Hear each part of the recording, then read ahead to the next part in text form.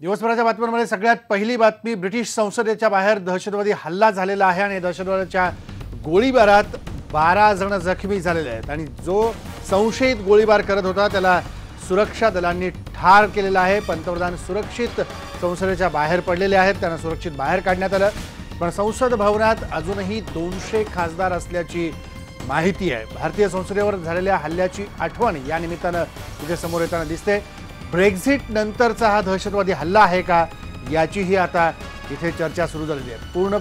पूर्ण परिसर जो आहे तो आता इथे सुरक्षा दलांनी ताब्यात घेतलेला आहे। अजय कोटीकर आपल्या सोबत, आमचा प्रतिनिधी अजय, आत्ताची नेमकी काय परिस्थिती आहे? राजेंद्र, आता सगळ्यात लेटेस्ट म्हणजे हा जो हल्ला आहे हा दहशतवादी हल्ला असल्याचं पोलिसांनी जाहीर केलं आणि तो हल्लेखोर ठार झाल्यानं हा हल्ला आता संपला आहे। पोलीस आणि सुरक्षा दल स्कॉटलंड यार्ड तिथं पोहोचलेला आहे। तिथले सगळ्या ज्या भूमिगत रेल्वे आहेत, भूमिगत ज्या सेवा आहेत त्या सगळ्या स्थगित केलेल्या आहे आणि आता पूर्ण परिसर पिंजून काढण्याचं काम सुरक्षा दल करत आहे। आता या दहशतवादी हल्ल्याच्या छडा लावण्यासाठी पोलीस प्रयत्न करत आहेत। आयसिस याच्या मागे आहे का की स्थानिक काही धागेदोरे आहेत, हे सगळं शोधण्याचं काम पोलीस करत आहेत। राजेंद्र, धन्यवाद अजय या सगळ्या माहितीबद्दल। आता आपल्यासोबत मंदार फणसे देखील आहेत, IBN लोकमतचे कार्यकारी संपादक। मंदार सर, ज्या प्रकारे आपण हा हल्ला बघतोय आता, कदाचित ब्रेक्झिटचे याचे काही संदर्भ आहेत का? पोलिसांनी आता जाहीर केलं हा दहशतवादी हल्ला आहे। यापूर्वी देखील ब्रिटिश पार्लमेंटच्या बाहेर असेल किंवा लंडनमध्ये असेल खास करून हल्ले झालेले आपण पाहिलं होतं, पण आता ब्रिटिश पार्लमेंट डायरेक्ट टार्गेट केली गेली। हे कधी ना कधी घडणार होतं, अशीच परिस्थिती आता सध्या युरोपमध्ये आहे। राजेंद्र, ज्या पद्धतीनं सातत्यानं ओरड केली जात होती आतापर्यंत की मूलतत्ववाद्यांनी जितकं पोखरलंय आता युरोप आणि युरोपमधल्या प्रत्येक जवळजवळ देशामध्ये कुठे ना कुठे अशा प्रकारचे आत्तापर्यंतचे हल्ले झाले, छोटे मोठे झालेले आहेत। लोन वुल्फ ज्याला हल्ले म्हणतात तशा पद्धतीचे हल्ले झालेले आहेत आणि हे सगळं पाहता ब्रिटनमध्ये आत्तापर्यंत काही घटना घडत नव्हत्या, पण ब्रिटनमध्ये खरं बघितलं तर अतिशय जास्त असा कट्टरतावाद, मूलतत्ववाद आणि खास करून या सगळ्या मूलतत्ववादाच्या भोवती तिथे मिळत असलेलं आत्तापर्यंतचं असायलम, ज्या पद्धतीनं जवळजवळ सगळ्याच देशांमधल्या विविध पद्धतीच्या गुन्हेगारांना ब्रिटननी एका मोठ्या मुलाम्याखाली, वैचारिक मुलाम्याखाली आत्तापर्यंत आश्रय दिलेला आहे। या सगळ्याचं कुठेतरी एक परिपाक म्हणता येईल या हल्ल्याचा। हा हल्ला जरी त्याची तीव्रता आत्ता मोठी वाटत नसली तरी ब्रिटनसारख्या अतिशय जुनी परंपरा असलेल्या लोकशाहीवरती, तिथल्या संसदेवरती ज्यावेळेला असा हल्ला केला जातो त्यावेळेला त्याच्यातला वैचारिक गाभा जो आहे तो समजून घेतला पाहिजे आणि त्याच्यातली दिशा जी आहे ती सुद्धा स्पष्ट होते, कारण कुठल्याही पद्धतीची लोकशाही या अशा विचारांना नको असते आणि त्या लोकशाहीच्या विरोधातलं हे सगळं वातावरण दिसतंय आणि त्यातला सगळ्यात महत्त्वाचा मुद्दा आहे ही प्रतिक्रिया अधिकाधिक पुढे उमटत जाईल की काय अशी भीती आता सगळ्या युरोपमध्ये सगळीकडे गेलेली आहे। जो समाज एक प्रकारे एकोप्यानं राहत होता आतापर्यंत, ज्या उदार मतवादाच्या आधारावरती सगळी युरोपियन आत्तापर्यंतची राष्ट्र होती, त्या सगळ्याला तडा गेलेला आहे, विश्वासार्हतेला तडा गेलेला आहे, राज्यकर्त्यांवरच्या विश्वासार्हतेवरती तडा गेलेला आहे आणि हे सगळं घडत असताना कुठेतरी जे अंतर्गत जे आत्तापर्यंत दबाब धरून बसलेलं जे सगळं मूलतत्ववाद होता तो आता पुढे पुढे त्याचा चेहरा, जो भेसूर चेहरा आहे, तो समोर आणताना आपल्याला दिसतोय। बरोबर की आता आपल्यासोबत सुरक्षा तज्ञ दत्तात्रय शेकटकर देखील आहेत। तर सर, ज्या प्रकारचा हल्ला ब्रिटिश पार्लमेंटच्या बाहेर आपण पाहिला, कदाचित हेच सगळे हल्लेखोर, हे दहशतवादी जर आत घुसले असते तर परिस्थिती भयानक झाली असती। 200 खासदार अजूनही पार्लमेंटच्या आतमध्ये आहेत। काय विश्लेषण कराल या सगळ्या घटनेसंदर्भात? आतंकवादी युद्ध पद्धतीचा अभ्यासक असल्या कारणाने मी आपलं मत व्यक्त तुम्हाला सांगतोय।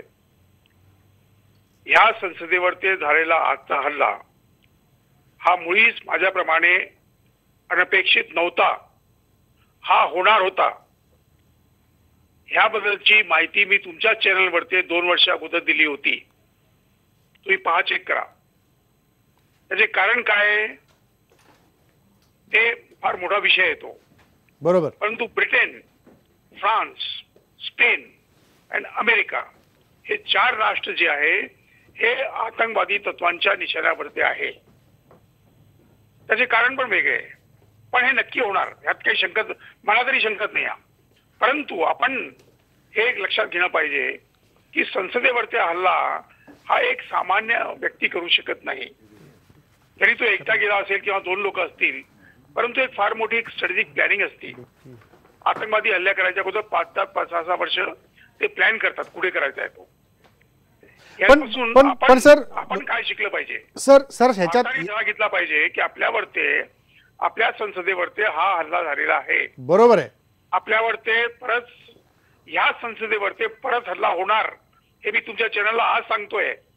कारण की आपण शिकायला तयार नाही. आपण फक्त क्षणिक आपण एक जागरूकता ठेवतो आणि त्याच्यानंतर आपले डोके बंद होतात. कारण की हे जे आतंकवादी हल्ला होतात आहे हे सामान्य व्यक्ती जरी करत असतील पण ह्यांची जी यंत्रणा असती ही फार मोठ्या जागेवरती असते. हे मला पूर्ण माहित आहे. मी काश्मीरमध्ये काम केलंय, सगळीकडे काम केलेलं आहे. या आता तरी वेळ आलेली आहे पण की पूर्ण जगाने भारत जे म्हणतोय त्याकडे लक्ष द्या. पण शेकाटकर सर या सगळ्या हल्ल्याचा संदर्भ नुकत्याच झालेल्या ब्रेक्झिटचे जे काही रिझल्ट्स असतील किंवा ब्रेक्झिटच्या संदर्भातल्या लंडनमधल्या हालचाली असतील, ब्रिटिश नागरिकांनी केलेल्या संदर्भातल्या भूमिका असतील, याच्याशी काय जोडला जाऊ शकतो का की त्याचे काही संदर्भ इथे घेतले जाऊ शकतात का? येस सर नक्कीच. हा हल्ला स्थानिक ब्रिटिश नागरिकां म्हणजे कोणतरी ते 2-3 लोक असतील त्यांच्या मदतीशिवाय होऊ शकत नाही. कोणताही हल्ला, आतंकवादी हल्ला कोणत्याही राष्ट्रामध्ये जगामध्ये आजपर्यंत जोपर्यंत तुमच्याकडे स्थानिक लोकांची मदत नसते हा होऊ शकत नाही. बरोबर, संभव आहे हे मी स्पष्ट तुम्हाला सांगतो. आपल्याकडे किती जरी झाले, मुंबईला झाले, दिल्ली झाले, स्थानिक लोकांची मदत असते. याचा अर्थ काय आहे की जे लोक ब्रिटनमध्ये आहे, स्पेनमध्ये आहे, फ्रान्समध्ये आहे, अजून काही युरोपियन देशांचे नाव मी घेत नाही आणि अमेरिकेमध्ये आहे, त्यांच्या मनामध्ये कुठेतरी खंत आहे आणि त्याचा फायदा हे लोक घेतात आणि त्यांच्या मदतीच्या अनुसार हे लोक काम करतात. आपण काय धडा शिकला पाहिजे की if you water the wrong root, जर तुम्ही चुकीच्या झाडाला पाणी दिलं you can never get a good fruit. तुम्हाला चांगले फळं कधी मिळणार नाही. बरोबर. यात अर्थात ब्रिटिश संसद झाली, स्थानिक व्यवस्था झाली. जगाने आता घेतलं पाहिजे की जे भारत तुम्हाला म्हणतंय, ज्या भारताने यातना भोगलेल्या आहे, आम्ही जे तुम्हाला मागच्या 25-30 वर्षापासून म्हणतोय, आता तरी जागे व्हा. अगदी खरं आहे सर की आता तरी जागे व्हा. कारण ज्या प्रकारचं तुम्ही काश्मीरमध्ये स्वतः काम केलंय, त्या ठिकाणच्या सगळ्या घटना तुम्ही जवळून पाहिलेल्या आहेत, दहशतवादी कारवाया जवळून पाहिलेल्या आहेत आणि भारताने आत्तापर्यंत जागतिक पातळीवरती दहशतवाद संपवला पाहिजे यासाठी जी ओरड केली आहे, जो आवाज उठवला आहे, हे कुठेतरी आता जागतिक पातळीवरच्या मोठ्या राष्ट्रांनी समजून घेण्याची वेळ आली आहे. त्याचं हे उदाहरण आहे लोकशाहीवरती झालेल्या हल्ल्याचं, ब्रिटन पार्लमेंटवरती झालेल्या हल्ल्याचं. ब्रिटनच्या संसदेवर झालेल्या हल्ल्यामुळे भारतीय संसदेवर झालेल्या हल्ल्याच्या आठवणी आता ताज्या झालेल्या आहेत. 13 डिसेंबर 2001 रोजी संसदेवर दहशतवादी हल्ला झाला होता. या हल्ल्यात 6 सुरक्षा दलाचे जवान आणि 6 संसद कर्मचारी असे 12 जण शहीद झाले होते. तर 5 दहशतवाद्यांना कंठस्नान घालण्यात आला होता. बरोबर 17 वर्षांनंतर अशाच प्रकारचा हल्ला ब्रिटनच्या संसदेवर करण्याचा प्रयत्न झाला, पण हा हल्ला परतवून लावण्यात आलाय.